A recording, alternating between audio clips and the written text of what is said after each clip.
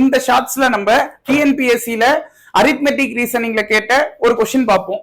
There are deer and peacocks in a zoo. By counting eggs, they are 80. அதாவது ஒரு உயிரியல் பூங்கால மான்கள் மற்றும் மயில்களில் உள்ளன அப்படின்னு கொடுத்திருக்காங்க. இதுல மொத்த தலைகளின் எண்ணிக்கை 80ன்னு கொடுத்திருக்காங்களாப்பா. சோ கொஸ்டின்ல பாருங்க, மொத்த தலைகளின் எண்ணிக்கை 80ன்னு சொல்லியிருக்காங்க. சரியா? அதாவது எக்ஸ் தே ஆர் 80 அப்படின்னு இருக்கா. சோ இதுல நான் என்ன செய்யறேன்னா மான்களை எக்ஸ்னும் மயில்களை ஒய்னும் எடுத்துக்கிறேன்.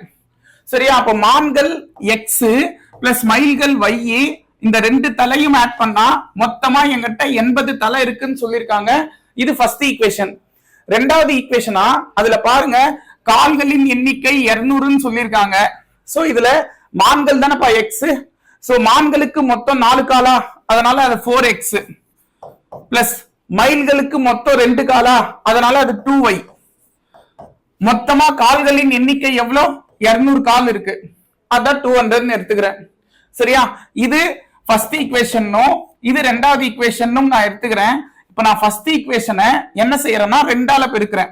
அப்ப 2x plus 2y equal to 160. 2ஆல பெருக்கும் போது எல்லாமே பிளஸ் எல்லாம் மைனஸ் ஆகுது அப்படின்னா 2yக்கு 2y கேன்சல்.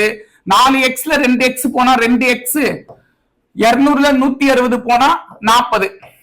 சோ 2xக்கான மதிப்பு 40. அப்ப ஒரு xக்கான மதிப்பு 20. இந்த xோட மதிப்பு 20ன்றது பாருங்க, x நான் எடுத்தது மான்கள். சோ மான்கள் 20 பேரு, 20 மான்கள் இருக்காங்க. சரியா? அப்ப மயில்கள் எத்தனைன்னு கேக்குறாங்க. நம்ம தெளிவா சொன்னோம், 2 பேரையும் சேர்த்தா 80ன்னு. கரெக்டா? மான்களையும் மயில்களையும் சேர்த்தா 80ன்னு. இதுல மான்கள் 20னா மயில்கள் மீதி இருக்கிற 60. சரியா?